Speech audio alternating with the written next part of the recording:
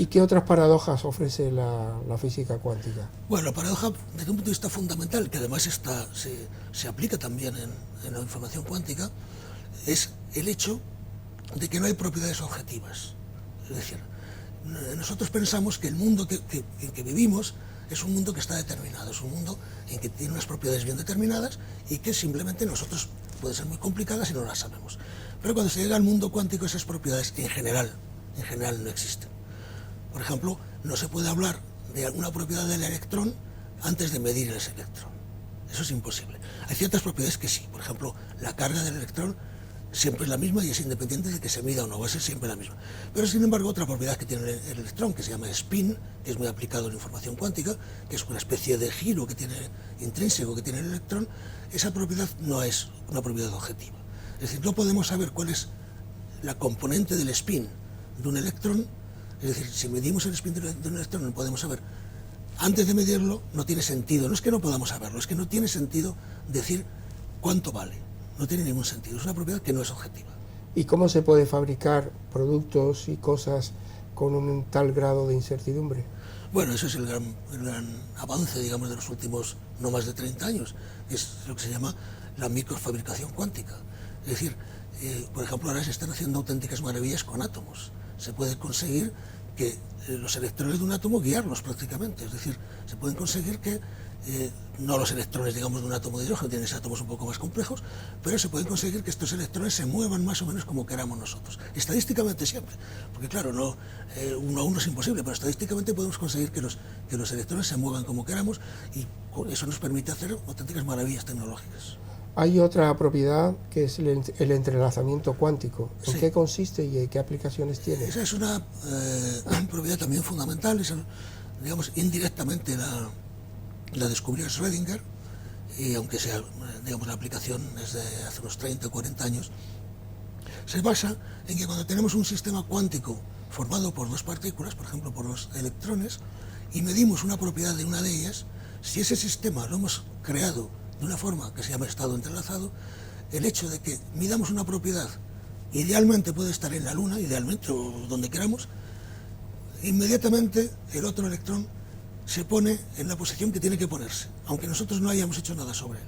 Es decir, que hay una influencia que se transmite, en principio es instantánea, entre una cosa que medimos en un sitio, se propaga instantáneamente. La palabra no es adecuada porque no es que se propague nada físico, debido a las propiedades cuánticas, el hecho de que yo mida una cosa aquí, inmediatamente tiene repercusión, si el estado es entrelazado, en algo que está muy alejado. ¿Y cómo se consigue ese estado entrelazado? Bueno, ese estado entrelazado se consigue en principio también mediante la tecnología cuántica. Ya se consiguieron con átomos hace 30 o 40 años. Los primeros experimentos serios, digamos, se deben a un físico francés, se llamaba Aspet, se llama, porque vive aún. Antes había alguno, pero estos experimentos fueron fundamentales con estados entrelazados, y actualmente se hacen auténticas maravillas tecnológicas con fotones, con, digamos, luz. Se consigue entrelazar 2 y más fotones, 3 fotones, y se consiguen entrelazar fotones con átomos. O sea, es un campo cuyo progreso tecnológico es enorme actualmente. Y que luego consiste en que tú introduces una información en un fotón que ha estado entrelazado y el otro fotón recibe instantáneamente la misma información. Eso es, así es. Y eso es la base de la computación cuántica, por ejemplo. No se podría hacer computación cuántica, los ordenadores cuánticos funcionan con esa propiedad. ¿Estás hablando del qubit? Justo.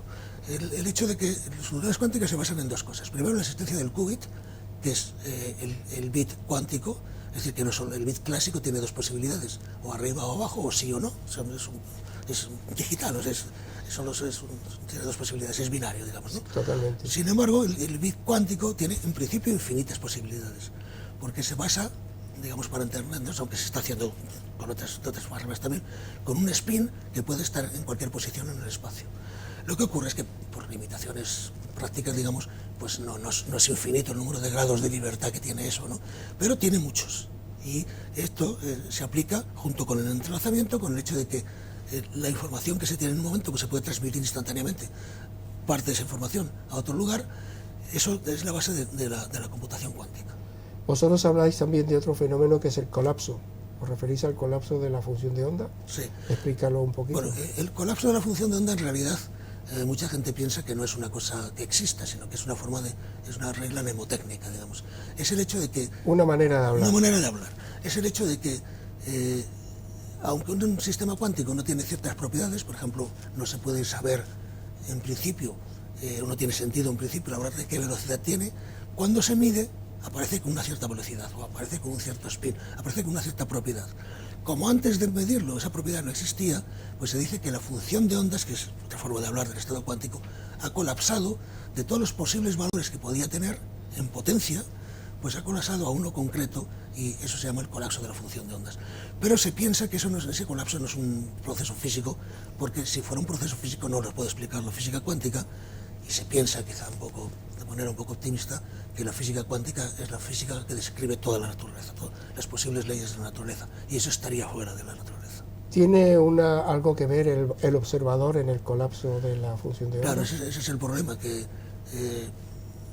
no se sabe al menos hacer este colapso o ver qué implicaciones tiene ese colapso si no se postula la existencia de un observador inteligente, que ese observador sea humano o no, pero al menos tiene que ser inteligente, en el sentido de que tiene que saber, y ahí entra el problema serio de la consciencia, tiene que saber que se ha producido ese colapso.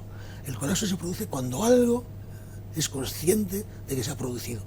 Ese algo puede ser perfectamente un ordenador muy elaborado, que ahora no lo conocemos, pero que con el tiempo podría conseguirse. No tiene por qué ser un ser humano, pero tiene que ser algo que sea consciente de que el fenómeno se ha producido.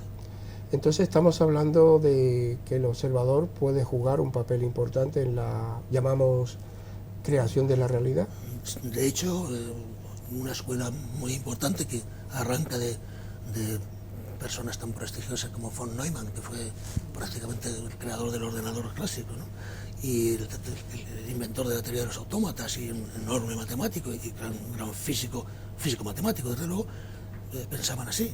Lo que ocurre es que, por supuesto, hay una tendencia, vamos a llamarle materialista, por llamarle de algún modo, pero que tiene raíces científicas muy serias, que piensa que involucrar cosas como la conciencia en las leyes de la naturaleza, que es un tanto peligroso. Y por supuesto puede serlo, claro. Y entonces hay una discusión tremenda, digamos, pero claro, eso tiene ya matices más bien filosóficos. Eso nos lleva al campo, al experimento del gato de Schrödinger, a la paradoja. ¿Cómo lo explicas? Claro, el problema Y el papel que juega el observador en que el gato esté vivo o muerto. Claro, es que Schrödinger propuso esa paradoja para demostrar que la mecánica cuántica no podía ser la última teoría, porque requería la existencia de un observador, y eso está fuera de las leyes de la física, entonces no podría ser esa teoría. El experimento ideal es muy conocido, es el hecho de que hay un sistema cuántico que es capaz, después de muchos pasos, pues llegar a hacerse clásico. Hacerse clásico quiere decir a manifestarse clásicamente. En este caso es haciendo que un electrón, pues después de varios procesos, pues digamos, percuta, por decirlo de alguna manera, con un mecanismo, y ese mecanismo libere un ácido, el ácido cianhídrico, lo que sea, que mata al gato, ¿no? Entonces, en un principio, cuando se formula la paradoja, el sistema es cuántico y el electrón tiene la posibilidad de percutir o no percutir con la misma probabilidad. Pero no se trata de que tenga esa posibilidad y no lo sepamos, no, se trata de que en mecánica cuántica, antes de percutir, no existía eso. O sea, no se puede hablar de ese estado, ¿no? Y entonces decía eso, ¿cómo es posible que siempre que miramos vemos un gato vivo o un gato muerto? Lo vemos en una superposición de estados que ni es vivo ni es muerto. Dice, claro, eso lo hacemos porque el observador, en principio, parece ser que es el que mata o resucita, o deja vivir al gato, y eso es imposible. Entonces es que la mecánica cuántica no está bien. ¿Podemos decir que de la física cuántica se desprende que el determinismo no tiene una base científica? Por lo menos, vamos a ver, el determinismo en el sentido estricto, por supuesto. Sentido filosófico. En el sentido estricto filosófico, desde luego que sí. Eso yo creo que nadie que crea en la física cuántica, la física cuántica tiene varias interpretaciones filosóficas, digamos. Por ejemplo, pues lo que hemos hablado antes, la importancia de la consciencia o no, eso, pues, hay diversas escuelas, pero lo que nadie pone en duda es que la teoría cuántica es indeterminista. Eso está clarísimo. O sea, no se puede, el determinismo clásico es imposible de mantener si se cree en la física cuántica, es imposible. Bueno, y por último había otro aspecto, que es la importancia que tiene la interpretación de la física cuántica parece que deja de ser competencia exclusiva de los físicos. Parece que el reto que plantea la comprensión de la física cuántica requiere aportaciones de otras disciplinas. ¿Se está dando algún cambio en esa dirección, reflexión conjunta, interdisciplinar, para entender todo lo que es la paradoja del mundo cuántico? Sí, pero déjame, Eduardo, que relacionado con esto diga una cosa.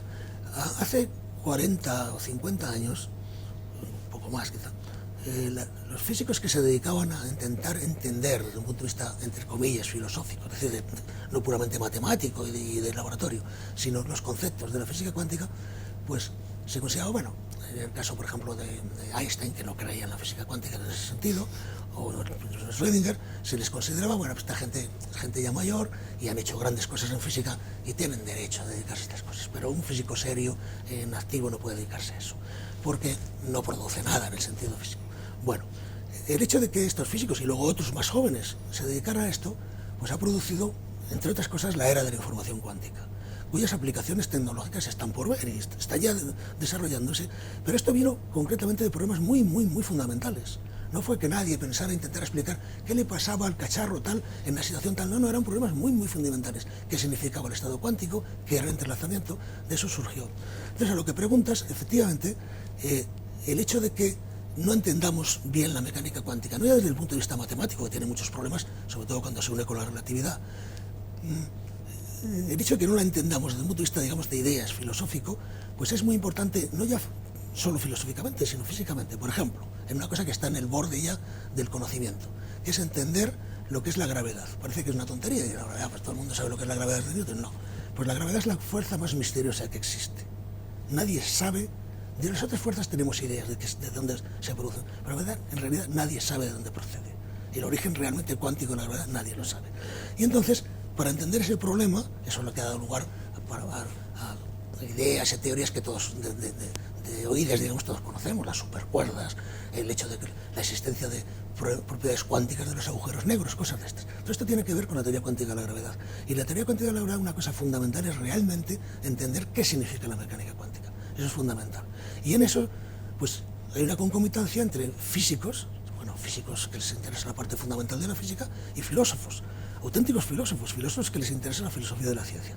Y eso es un campo cada vez más potente, digamos. La epistemología. La epistemología, la teoría del conocimiento, digamos, pero siempre con una base científica, es decir, no la mera elucubración. Especulación filosófica clásica, sino ya sobre base científica. La base científica no quiere decir que uno tenga que saber calcular, ni que tiene que saber manejar el laboratorio, los cacharros del laboratorio, pero sí tiene que conocer las ideas fundamentales de la física y de la ciencia en general, ¿no? Bueno, para terminar, estamos en el centenario de la teoría de la relatividad. ¿Podrías hacer un resumen muy breve de lo que ha significado y lo que se espera para los próximos 100 años de esta teoría? Sí. Bueno, en realidad se cumplen los 100 años de la teoría de la relatividad general. Sí. La relatividad general es la relatividad, pues se llama general, que quería explicar, pues según Einstein, todo el mundo, ¿no? Todo el mundo físico. Y él lo hizo para explicar la gravitación, porque en la época que se hizo, las dos únicas fuerzas que realmente se conocían bien eran la electromagnética y la gravitatoria. Entonces, la electromagnética, en el aspecto clásico, que es lo que las ecuaciones de Maxwell, todo lo que da lugar a los aparatos que nos están filmando, digamos, pues en gran parte pues es electrodinámica, el electromagnetismo clásico. Eso lo cubre la relatividad especial, pero no la teoría de la gravitación. Eso es la relatividad general. Y efectivamente, ahora hace 100 años, se publicaron los primeros trabajos de Einstein sobre eso. Lo que quería hacer Einstein era entender lo que era la gravedad. Y entonces, la gran idea de Einstein es que la gravedad es una propiedad del espacio-tiempo, es decir, del espacio y del tiempo. Que ya en la relatividad especial se sabía que no había espacio separado y tiempo separado, sino que es un concepto continuo. Y entonces, Einstein lo que intentó demostrar es que la gravedad es una manifestación del espacio-tiempo. Es decir, digamos, la presencia de la materia hace que el espacio-tiempo tenga una estructura geométrica determinada, y esa estructura geométrica es la que da lugar a lo que entre comillas podemos llamar fuerza gravitatoria.